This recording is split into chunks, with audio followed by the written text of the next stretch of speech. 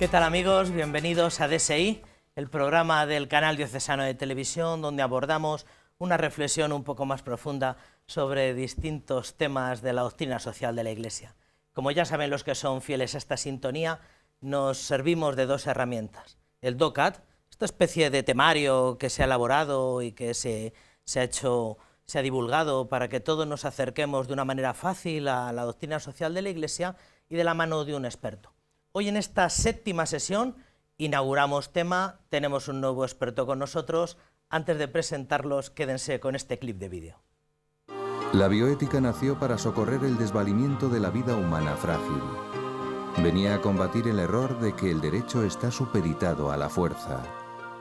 Y defendía el valor y dignidad de cualquier persona, aun la más enferma y limitada.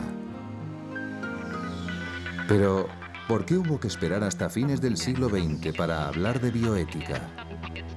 Esa palabra no existía aún cuando los astronautas americanos pusieron los pies en la Luna por primera vez. ¿Por qué no surgió antes?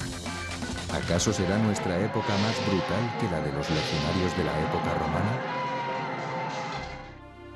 En 1945 el mundo descubrió estremecido los horrores perpetrados en los campos nazis de exterminio. Una crueldad difícilmente superable. En Dachau y Auschwitz, el doctor Mengele y otros médicos de las SS experimentaron con los prisioneros, mayoritariamente judíos, como si se tratase de cobayas. Les practicaban operaciones sin anestesia y les inoculaban diversos virus. Con las mujeres se ensayaban nuevos métodos de esterilización y control de natalidad. El Tribunal Internacional de Nuremberg, organizado por los aliados en 1946, no solo juzgó los crímenes de guerra de los políticos y militares nazis, sino que condenó con toda severidad los experimentos inhumanos de los médicos al servicio de aquel régimen despiadado. Lo lógico es que la humanidad hubiera aprendido de aquella terrible catástrofe y se hubieran garantizado para siempre los derechos del hombre. Se intentó, pero ¿qué ocurrió en realidad? Después de la Segunda Guerra Mundial, los derechos de la persona se convierten en un elemento clave en todas las constituciones occidentales. Por tanto, estamos en un buen momento para los derechos humanos. Pero a la vez se impone una filosofía individualista, radical, que vacía muchos de esos derechos y sobre todo se los niega a los más débiles, a los que no pueden protestar, a los que están en minoría, ¿no? Con lo cual, en el momento de la apoteosis de los derechos humanos es cuando más vulneraciones de los derechos humanos hay, hasta el punto de escandalizar a los de otras culturas que no acaban de entender muy bien lo que tenemos montado.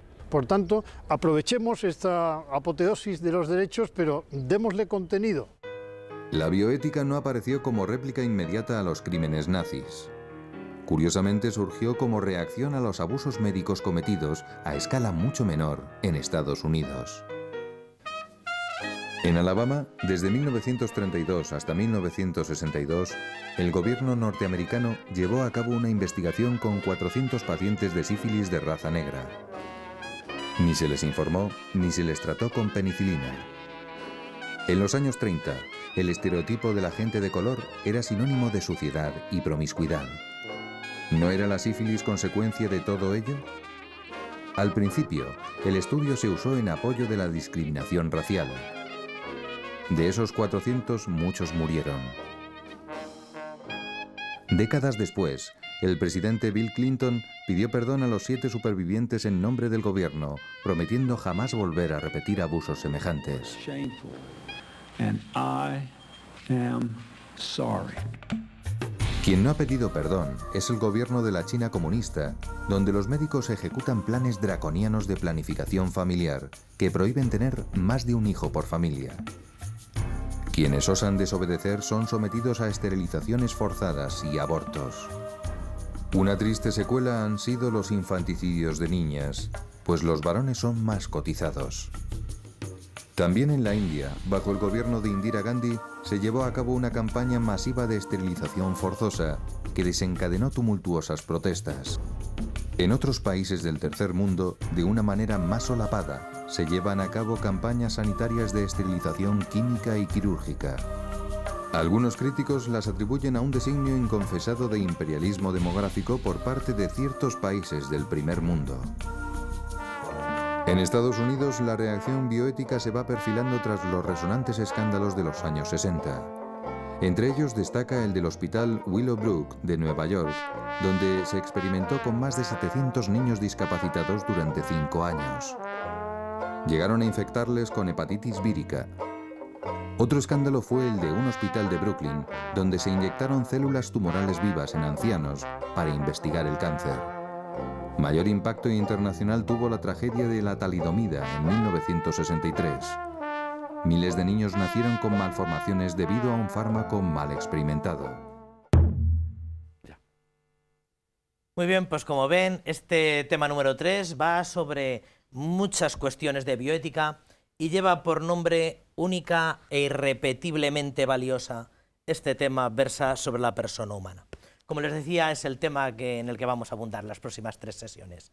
Y nos va a ayudar a este itinerario tal vez uno de los mejores expertos en España sobre este tema, sobre todo lo que tiene que ver la moral de la persona humana, la moral de la sexualidad, la moral de la bioética.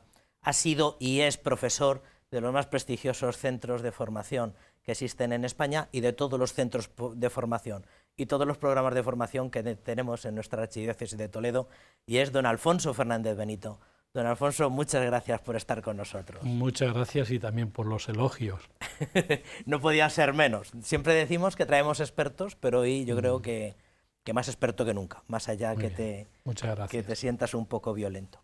Don Alfonso, ¿qué queremos decir cuando hablamos de la persona? Cuando hablamos de la persona, hablamos de un animal muy diferente al resto de los animales. La persona, los antiguos lo definían, por ejemplo, Boecio, como una sustancia individual de naturaleza racional. No es poco que los pensadores griegos se dieran cuenta que, distinto a los animales, es la capacidad de razón, y poco a poco con el cristianismo, sobre todo, entrará la capacidad de amar, la capacidad de comunión de amor. Por eso, cuando hablamos de persona, el pensamiento más bien de la Edad Media ya, se da cuenta de que no es la racionalidad, sino la forma de poseer la racionalidad que es singularmente irrepetible. Es decir, los victorienses, Hugo de San Víctor, Ricardo, San Buenaventura, Santo Tomás, se dan cuenta que lo más original es que Dios ha creado a cada ser humano con la colaboración indispensable de los padres a su imagen de forma singularmente irrepetible. No hay ni habrá nadie exactamente como yo. Por eso la aparición de una persona o su desaparición empobrece o enriquece toda la creación concretamente. ¿Por qué la persona es un ser social? Alguien pensará, bueno, eso ha sido una evolución, ha sido como la capacidad de adaptación, pues con el tiempo no ha quedado más remedio que ser social al hilo de todo esto. ¿Está el hecho de ser social en el ADN del ser persona? Sí, al ser creado a imagen de Dios, tiene una capacidad natural, subsistente, de comunión con el mundo de las personas. Al fin y al cabo, lo que no es persona en este mundo es muy secundario, dice Dávila, un autor. Y por lo tanto, el hombre es animal social, zoon politikon, decían los clásicos. Es verdad que el concepto de persona, luego ya en la época moderna, se fijará en que es fin en sí mismo. Nunca rebajes, dice Kant, a categoría de medio instrumental lo que es un fin. Pero el hombre es social por naturaleza. Es decir, no es que sea social, por ejemplo, con la Revolución Francesa, de algunos autores, por una especie de pacto social de no agresión. No, no. La naturaleza humana no es ninguna... la naturaleza social de la persona humana es una dimensión tan esencial que forma parte de nuestra identidad. Esa capacidad de relación con otros está inscrito en nuestra identidad y por lo tanto es elemento esencial de nuestra personalidad. Decía Levinas, que es muy interesante, que el ser humano es el animal que necesita otra cara para un desarrollo equilibrado, precisamente porque su naturaleza social, empezando por la familia, es algo fundamental en el ser humano. Y esto a imagen de la Trinidad, que es también no un Dios solitario, sino tres personas, por lo tanto, el fundamento de toda sociedad. Hablábamos con Miguel Ángel en entregas anteriores, con don Miguel Ángel López de Luengos, el equilibrio que tiene que mantener siempre la doctrina social entre lo individual y lo comunitario, entre la persona y la sociedad, ¿qué implica del hecho de que la persona sea un ser social? ¿Qué características o qué significa vivir en sociedad? Claro, vivir en sociedad es que el hombre no es que tenga que vivir con otros simplemente por una necesidad práctica, sí, sino que por su propia constitución necesita a las demás personas para su realización, incluso individual. Incluso individual. Cuando decimos que en doctrina social se dice que la persona es sujeto, es fin y es principio de todas las instituciones, es la persona a nivel individual y a nivel social o comunitario, porque si no vive en sociedad, esa persona no se realiza. Hasta los investigadores o los antropólogos hablan de cómo el triunfo del Homo sapiens respecto al Homo de Neandertal es precisamente no solamente por comer carne, que se desarrolla también el cerebro de una forma más equilibrada, sino también por vivir en sociedad, no solo para organizarnos el trabajo, sino porque el ser humano es un ser comunional, un ser capaz de relación de amor, no solamente de razón, sino también de amor. Y eso es tan esencial como comer o el beber. Sí que se está corriendo esa opinión de que fue empezar a asumir proteína, a comer carne, lo que hizo que evolucionáramos. Sí, no solo el bipedismo, que es muy importante, andar sobre dos piernas, no sobre cuatro extremidades, sino también el desarrollo del cerebro. Y para el desarrollo del cerebro es fundamental las relaciones sociales.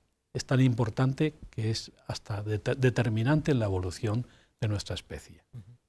En este momento el itinerario, da como un pequeño volantazo y vuelve a un tema que es una especie de constante en todo el temario, en todo el volumen, que es el tema de la libertad. Y se hace una pregunta retórica este temario que nos proponen. ¿Cuáles son los lastres de la libertad?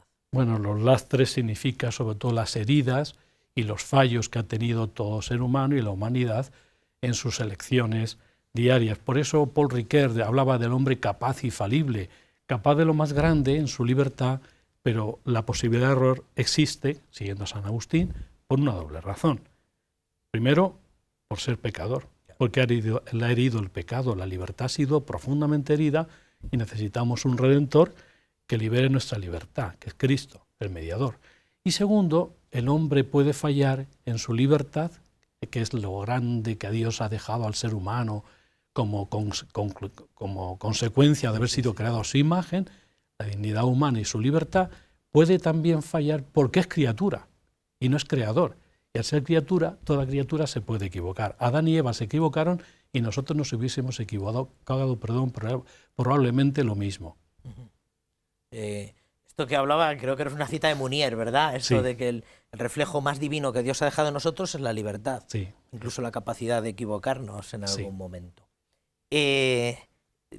Otro tema que ha salido ya anteriormente cuando hablamos, yo creo que ya hemos mencionado en sesiones anteriores, estructura de pecado, ya hemos hablado un poco de todo esto. ¿Tiene el pecado de una dimensión social o el pecado queda en esta especie de habitáculo pequeño que es mi conciencia? Como el hombre es un ser social por su propia naturaleza, precisamente por eso también el pecado tiene unas consecuencias para la sociedad.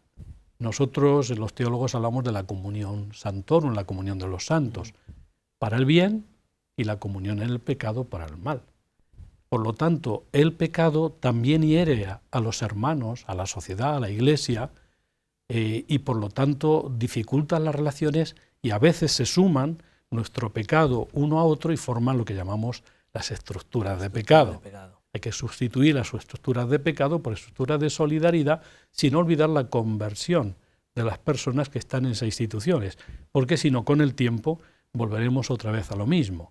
Y segundo, no solo el pecado, sino también la reconciliación. Y yo como penitenciario les digo que es importante que subrayemos esta dimensión. Cuando nos reconciliamos siempre es no solo con Dios, sino a través de la Iglesia. Más aún es al revés. Primero nos reconciliamos visiblemente a través de un ministro que representa a la Iglesia para poder reconciliarnos con Dios, porque también a la Iglesia hemos herido con nuestros pecados y a toda la sociedad y al mundo. Por eso se nos recomienda de vez en cuando participar en celebraciones comunitarias del perdón también. Claro. Para un poco hacer un poco más expansivo. Pero incluso a nivel individual tenemos que subrayar esta importancia de la comunión de los santos y cómo nos ayudan a la conversión, empezando por la santidad de Jesucristo y de todos los demás santos, y cómo nuestros pecados también hieren y retrasan la santidad en la Iglesia. Se pregunta este temario, una pregunta que también forma parte de su formación y que le ha dedicado usted muchas horas de docencia y muchas horas de divulgación. ¿En qué consiste la unidad de la persona humana? Antes hemos hablado de que la persona es singularmente irrepetible, creada a imagen de Dios, con capacidad de amor personal con Dios, con los ángeles, con los hombres, el mundo de las personas. Pero la persona humana tiene una naturaleza muy singular. Es el bicho más raro de la creación, porque pertenece por su cuerpo al mundo material y a la vez por su alma pertenece al mundo espiritual. Más aún, pertenece a estos dos mundos tan dispares de forma en una unión, una unidad sustancial, a la vez, a un mismo tiempo. Y donde va el cuerpo va el alma y va el corazón, la Y, alma y cuerpo. Dice el concilio, la persona es una en cuerpo y alma. Es decir, es inseparablemente alma, corazón y cuerpo. Por eso es tan importante hablar de la naturaleza de la persona humana, a la luz de la antropología bíblica. A veces se subraya en Génesis 2 que Dios creó al ser humano a su imagen a partir de la dama, del barro, por eso es vulnerable, es del mismo barro que el resto de las criaturas, pero recibe el nefés de forma singular. Por lo tanto, es diferente porque pertenece al mundo de las personas. Pero nunca se olvida, si se subraya una cosa, que la otra. Esto es lo que ha querido traducir el pensamiento occidental, a veces no lo ha explicado bien, que la persona es una en cuerpo y alma para evitar dualismos antropológicos.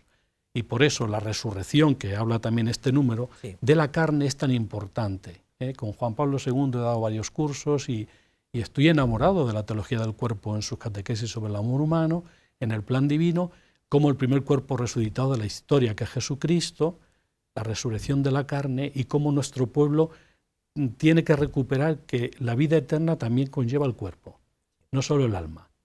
La teología, ¿y por qué? Pues porque tenemos ya a alguien de nuestra raza que con su cuerpo, que es Jesucristo, ya está plenamente glorificado. Con todos los extremos que esto tiene. Recientemente volví a leer las recomendaciones sobre las incineraciones y se recordaba efectivamente esto, que el último valioso que tenemos de nuestros seres queridos es el cuerpo. Un cuerpo ya sin vida, pero forma parte de lo valioso. Perteneció a la persona y pertenecerá a la persona resucitada. Claro. Hay un reclamo antropológico sustancial que no es un reclamo meramente temporal. Y por eso la persona humana tiene una naturaleza y se identifica con una en cuerpo y alma. No se puede prescindir, todo el ser humano al completo está destinado a la visión de Dios. El manual sí que habla con cierta precisión de somos cuerpo y somos alma. Evita ya la expresión clásica tenemos cuerpo y alma, porque no son como piezas de nuestra existencia, ¿verdad? Sí. Es como somos cuerpo almados, que creo que es una expresión que utilizaba. Un sujeto encarnado o un cuerpo espiritualizado por el alma. Y en nosotros, la naturaleza humana, la persona es la forma de poseer esa naturaleza. Es que es muy difícil distinguir, aunque son distinguibles, naturaleza de la persona humana y persona humana propiamente dicho. Por eso tiene cuidado en utilizar esas expresiones lo más unitariamente profunda que corresponde a la antropología profundamente unitaria de la Sagrada Escritura.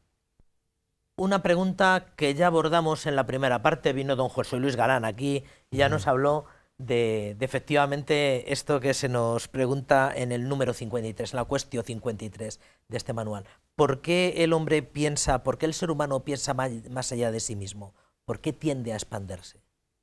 Bueno, con Maurice Blondel te diría que ya el hombre en su inmanencia, cuando elige acciones cotidianas, ya descubre una capacidad de trascendencia. Claro, siguiendo a Agustín, los grandes pensadores, o a Ireneo de León, La gloria de Dios consiste en que el hombre viva. Dios no tiene envidia del hombre, quiere que sea feliz, pero continúa la frase. Y la vida del hombre consiste en la comunión con Dios.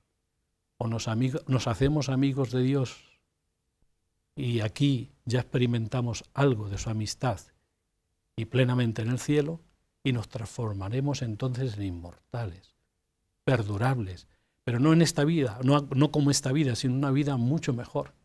Y por eso el ser humano siempre ha tenido en sus anhelos, de deseos, no le colma ningún bien de esta tierra, porque nos hiciste, Señor, para ti, e inquieto está nuestro corazón en ti. Hay un deseo de infinito que no lo puede colmar nada, ningún bien de este mundo. Que forma parte también, eso está grabado también en el ADN de la persona, ¿verdad? Claro, eso forma parte, esa dimensión trascendente, no solamente trascendental, trascendente, es algo que se olvida mucho en nuestra cultura. Incluso a veces en la Iglesia y los mismos cristianos, pues sí, para actuar en caridad unos con otros, que si lo que es la estructuración de la comunidad, pero que no se nos olvide que nosotros somos ciudadanos del cielo, con unos ojos marrones para edificar la tierra sin olvidarnos, con los ojos azules mirando al cielo. En sesiones anteriores hemos hablado del esfuerzo que han puesto los totalitarismos por disolver la persona, el individuo, en la masa, en el colectivo. ¿Qué hace de cada persona, de cada ser humano, algo único, una pieza única, algo extremadamente valioso? Aunque antes ya lo apuntó. Dios me ha querido crear así, y antes de ser fruto del amor de mis padres, hemos sido fruto de un acto de amor eterno de Dios. Dios ha querido crearme como esta persona singularmente irrepetible. Y luego el molde lo rompe, porque no se vuelve a repetir. Entonces, hasta es una verdad biológica. Las posibilidades que hay de combinaciones genéticas es prácticamente imposible que se dé. Incluso los gemelos verdaderos o univitelinos son muy diferentes, porque cada persona es singularmente irrepetible y ha querido ser creado por Dios así, de forma que esta es la grandeza de la dignidad humana, que como soy singularmente irrepetible, por eso es importante conocer el tesoro que llevamos cada persona humana, porque no se vuelve a dar. Ni ha habido, ni hay, ni habrá nadie exactamente como yo.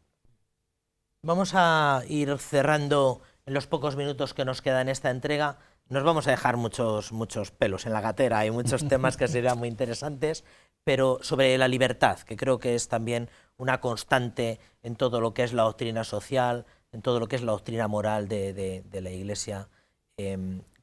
¿Cuánta libertad necesita el hombre? ¿El hombre necesita libertad?